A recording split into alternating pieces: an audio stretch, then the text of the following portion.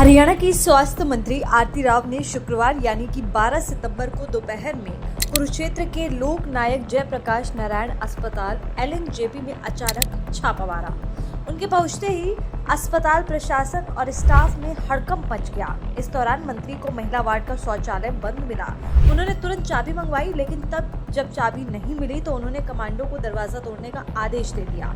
Commando ने दरवाजा तोड़ने की कोशिश की तो इससे दरवाजे पर लगा शीशा चटक गया। वहीं अस्पताल में कई जगहों पर गंदगी और अव्यवस्था देखकर मंत्री का गुस्सा और भी ज्यादा बढ़ गया। उन्होंने पीडब्ल्यूडी अधिकारियों को फटकार लगाई और 10 दिन के अंदर अधूरा निर्माण कार्य पूरा करने के सख्त से सख्त निर्देश दिए। इसके साथ ही मलबा हटाने के लिए भी कहा और चेतावनी दी कि अगली बार वो तस्वीरें स्थानीय पत्रकारों से मंगवाकर खुद देखेंगी कि आखिर कितना काम हुआ है। वहीं निरीक्षण के बाद उन्होंने मीडिया से बातचीत करते हुए कहा कि ये छापा नहीं बल्कि रूटीन निरीक्षण था। उन्होंने साफ कहा है कि अस्पताल अंडर कंस्ट्रक्शन है और जगह की भी भारी कमी है। ऐसे हालात में अगर अव्यवस्था बनी रही तो यहाँ इन्फेक्शन और बीमारियां और भी तेजी से फैलेंगी। मंत्री आरती राव ने कहा कि मैं इसे छापा नहीं कहूंगी बल्कि मैं तो सिर्फ निरीक्षण करने आई थी। सबसे पहले मैंने बाहर से अस्पताल की व्यवस्था देखी। अस्पताल अभी अंडर कंस्ट्रक्शन है और जगह की काफी कमी है। मंत्री ने आगे कहा कि मैंने बंद पड़े महिलाओं के शौचालय की चाबी 2 बार मंगवाई। चाबी नहीं मिली तो ही मैंने बोला कि दरवाजा तोड़ दो। मैंने इस मामले को प्रिंसिपल मेडिकल ऑफिसर यानी कि पीएमओ के सामने भी उठाया। बताते चले कि प्रदेश में सभी व्यवस्थाएं बढ़िया हो, इसको लेकर मंत्री खुद जमीनी स्तर पर पहुंचकर लगातार काम कर रहे हैं। देखने वाली बात होगी कि आखिर अस्पताल में आ रही कमियां इस औचक निरीक्षण के बाद कब तक पूरी होती हैं।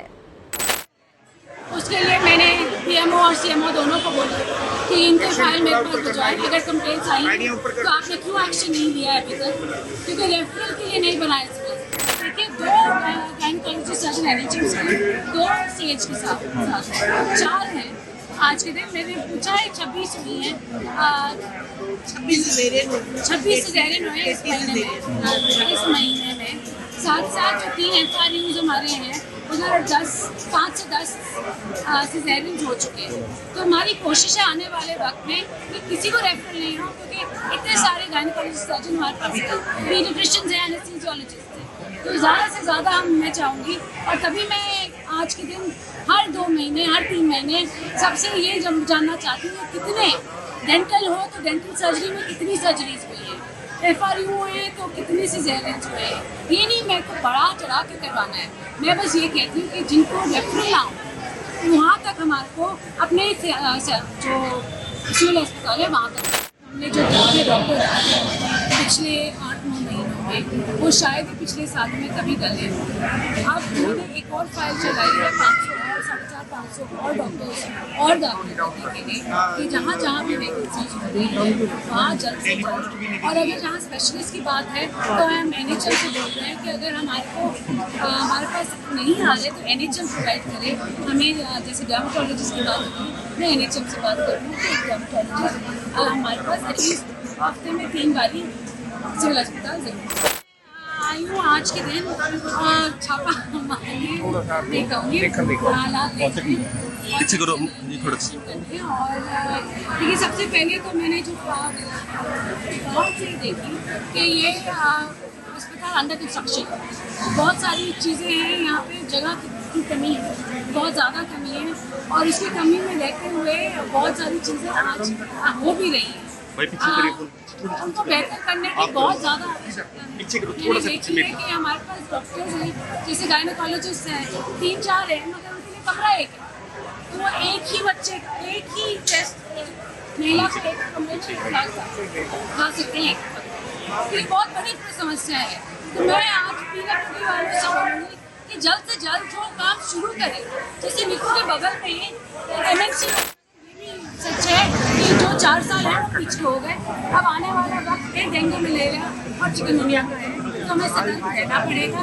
और हम हेल्थ डिपार्टमेंट की तरफ से सारे बंदोबस्त और दवाइयाँ का बंदोबस्त कर चुके हैं, जो फॉगिंग है उसका बंदोबस्त कर चुके हैं। मगर हमें सतर्क रहना पड़ेगा, क्योंकि देखो बाढ़ बहुत आई है इस बारी, और बहुत बिल्कुल कुरुक्षेत्र, करनाल, अम्बाला सभी प्रभावित हुए। सिरसा की बात करें, हिसार, आज तो भिवानी में भी जो पहले कभी नहीं हुई हिसार, तो ऐसी बहुत सी जगह है जहाँ पर बाढ़ आई है।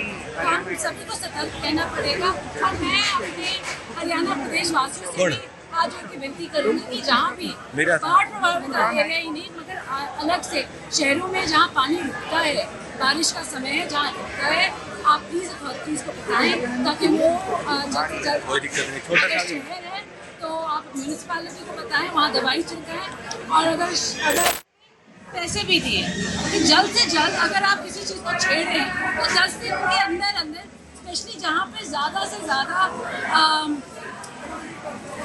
बच्चों के लिए खतरनाक हो सकता है, आप जल्दी से जल्दी काम खत्म करें ताकि कोई भी डिजीज या इन्फेक्शन बच्चों को ना हो।